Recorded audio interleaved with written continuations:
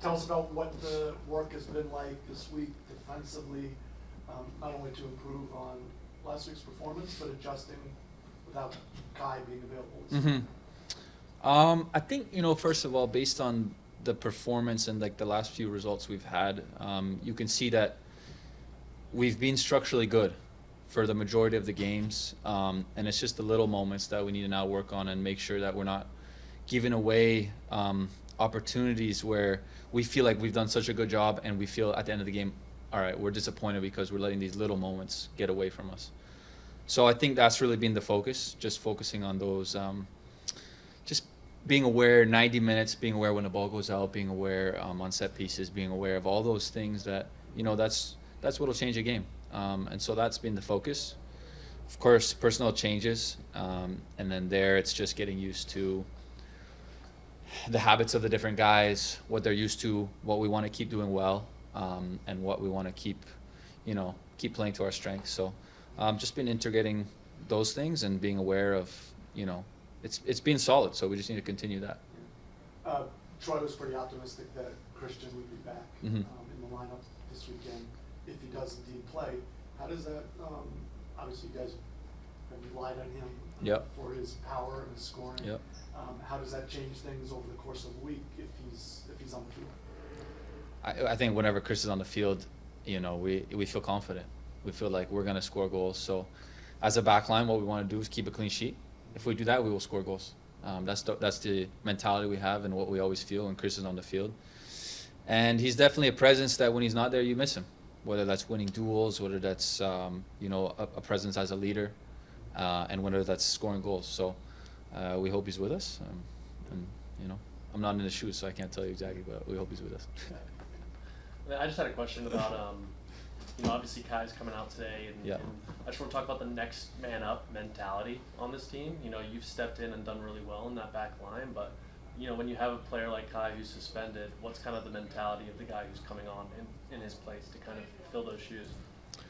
I think that's one of those things that in every good team you need guys that are ready and available off the bench, and so the guys that are on the bench, that's what you're working for. You're working week in and week out to get your chance, and when you come on, you got to prove something to the coaches, to the fans, to the staff, but also to yourself. It's your moment to provide something for the team, and so I think it's normal throughout the season. Guys will rotate, guys will be injured, guys will get suspended. It's a part of the MLS where it goes fast. But yeah, we have faith in the guys that come on, and I think everybody that hasn't had many minutes, should be excited. And then, like, on the opposite end of that, with players coming out, players coming back in, Connor Antley came on and made his first appearance in a year. I know you weren't with him last year, but how much does it uplift the group to see someone like Connor who's working hard in rehab to finally get back out? Yeah, for a guy when you see guys work so hard and put so much effort into something that is so difficult. Obviously, I also went through it last year. It's mentally so tough when you're in those positions. So everybody just feels really good for the guy. On a outside of the game, you feel really good personally. Just the fact that he can be out there, he can finally help the group, and for him, of course, from the outside, you're like, oh man, I just want to be out there. I want to help the guys. I want to play. I want to provide. So I think on both ends, people are feeling good. We feel good for him. He feels good to be back, and hopefully everybody's feeling good. Brian, you got some from Zoom? Yeah. Hey, Lucas. Thank you for joining us. We'll start with Dave Johnson. Lucas, you talked about the importance of being aware, obviously, because it's structurally sound. I think the team has been. Is part of that, does there need to be better communication, or how does it, defense as a whole, the whole team, become aware so you don't have moments that hurt you like they did against Philadelphia? I think, we're a pretty young group. If you look at the age of all the players, most of the guys starting, it's a very young group. And I think something that we need to, we're a few games into the season now, we need to mature. We need to grow up. There's no time for now saying, okay, this and that. If there's moments where we need to foul guys, we need to foul guys. If there's moments where we need to be dirty, we need to be dirty. If there's moments where the ball has to be played quickly, or we need to slow the play down, or we need to catch a breath. These are the little things, that comes with experience and comes with it's kind of what I'll say is the game within the game. And I think that's right now where this group as a whole, we have to grow up very fast. And when I talk about awareness, it's being aware of that, being aware that we can talk about tactics all we want. We can have a good shape for 90 minutes. We can feel in a game where Philadelphia, you know, their strength is playing in behind us, playing in behind. That's what they do to every group. And we felt they didn't get behind us throughout the first 60, 70 minutes. They didn't do it one time. And so on that end, defensively, we feel really good.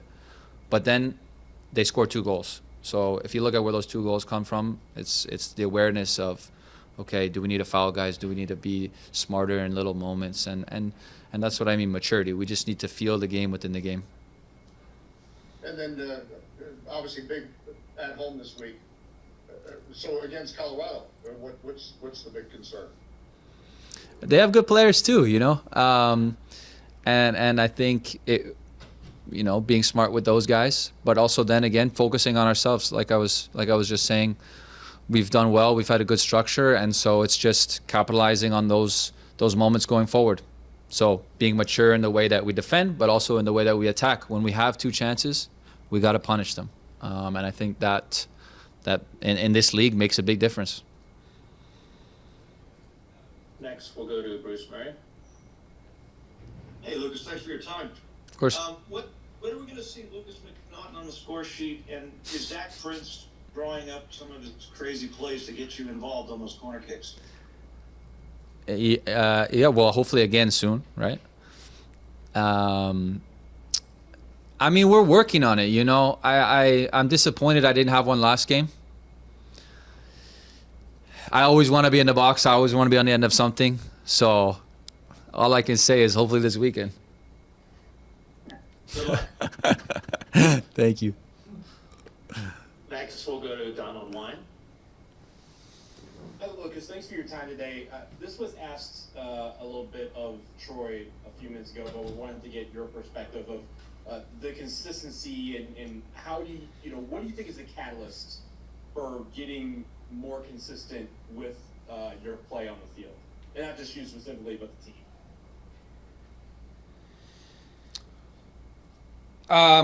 I mean, are you talking in terms of consistency as players, or are you talking consistency of results? What are we talking about?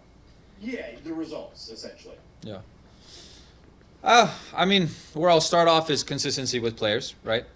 When I talk about the MLS, I think when you see groups that have a lot of success, it's groups that are healthy, groups that are able to play a lot of players, and in a lot of players in different positions. You know, I watched Vancouver last night, and you see the way that they rotate players, the way that they have guys coming off the bench, the way that they just seem to be, you know, everybody.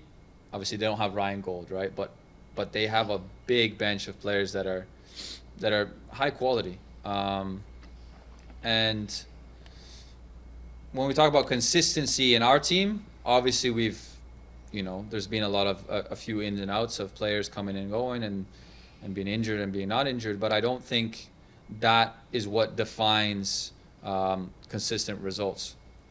I think going back to being aware of the little moments in games, that's where you get consistent results. You know, sure, one game you can be lucky, one game you can be unlucky, but if you kind of produce your own luck. And I think those little moments, if you take care of them and you're very aware of them in all games, then the luck will be pushed in your favor. And I think that's where the consistency then comes from, in my opinion.